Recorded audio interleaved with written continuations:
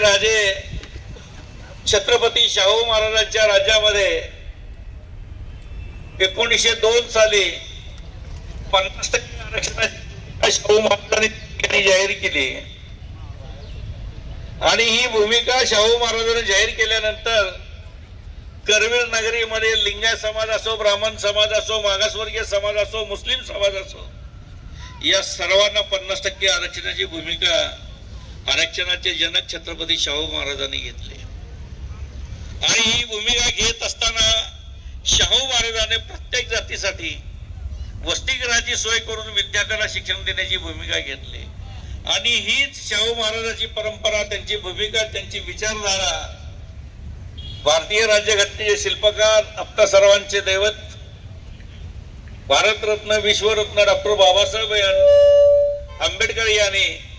भारतीय संविधान लिहित असताना आपले गुरु